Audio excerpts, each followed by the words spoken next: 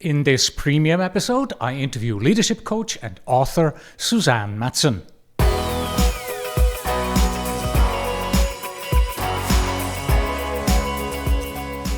Hello and welcome back to the Project Management Podcast at pm-podcast.com. This is the preview of our premium episode 541 and I'm Cornelius Fichtner. Thank you for stopping by. This episode is another premium preview interview from the Prepcast Leadership Academy series that is reserved for our premium subscribers, designed to help you elevate your leadership abilities and advance your career in project management. Visit pm-podcast.com/academy for the complete series or become a premium subscriber by going to either pm-podcast.com/apple/Spotify Premium or /Supercast and be one of those who get exclusive access to one of these interviews every 4 to 6 weeks. Susanne Madsen is a globally recognized leadership coach, author, and consultant who helps project managers lead with purpose. Before founding her own firm, she spent nearly 2 decades managing major programs for global banks like Citigroup and JP Morgan Chase. Today, she delivers leadership programs worldwide and wrote The Power of Project Leadership, now in its 2nd edition. In our conversation, Susanne takes us deep into the heart of project leadership. We talk about how self-awareness drives success, what it means to feel the fear and do it anyway, and why true leadership isn't about authority, but authenticity. From understanding the 6 human needs that motivate people to finding congruence between your purpose, values, and behavior, she offers practical insights that every project leader can apply to transform their team and outcomes. It's an honest, inspiring look at what it really means to lead. Here is how to watch the interview. Premium subscribers, please open premium episode 541 in your podcast app to listen to the audio version of the interview. To watch the interview as a video, press the play video button or look for the play video episode link in the episode's description. But if you're not yet a premium listener, please visit pm-podcast.com/apple/Spotify Premium or /Supercast to learn more and consider joining.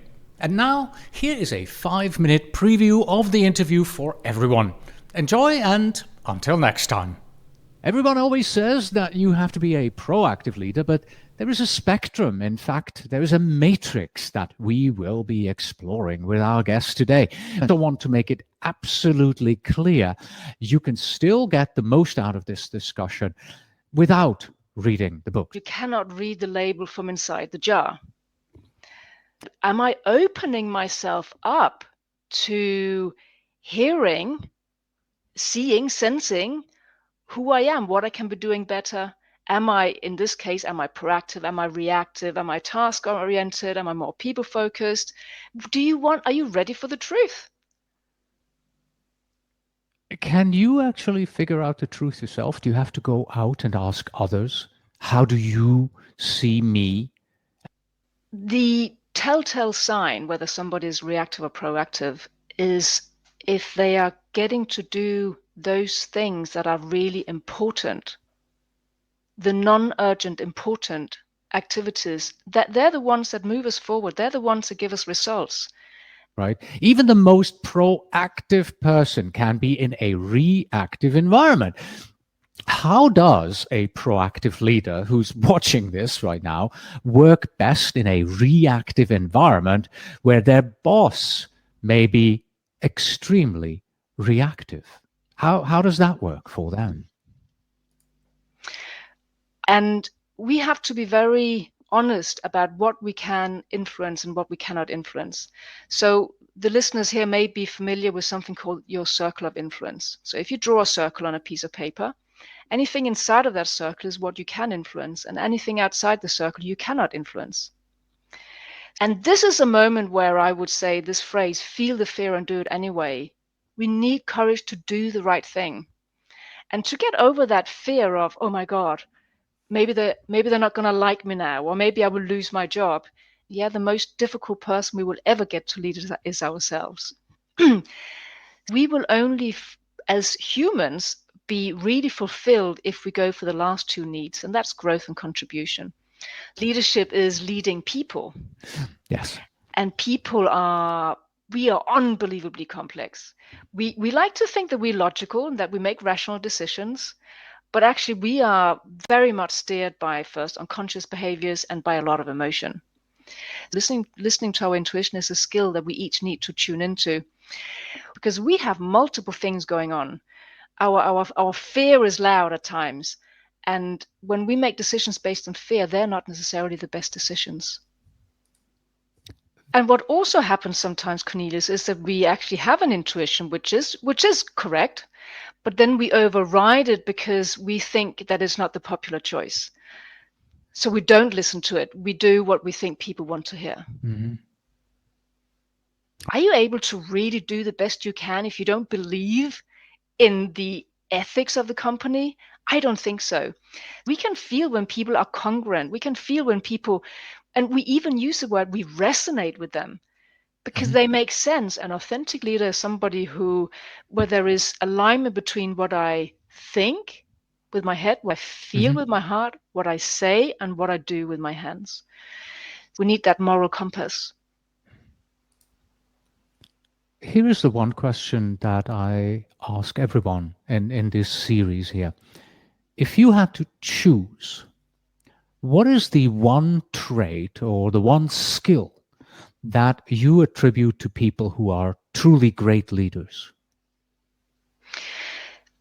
I'm going to say emotional intelligence, because leadership, as we've mentioned a few times, is about bringing people with us. It is about leading people and empowering people. And there is only one way of doing that, and that is by being able to relate by using my emotional intelligence. The path of least resistance is of no interest to project leaders. The path of least resistance could be to sweep conflict under the carpet even. It could be not to have that conversation with the client. So doing the easy thing is not what we're in the game for. We're not there just to win friends. We will win friends if we're doing the right thing, but tough decisions have to be made, and tough conversations have to be had.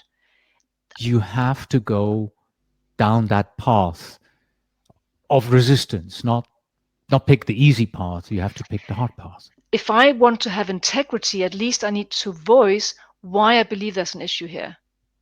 I'm concerned about this, and I'll tell you why. But the decision is yours. What are these tools?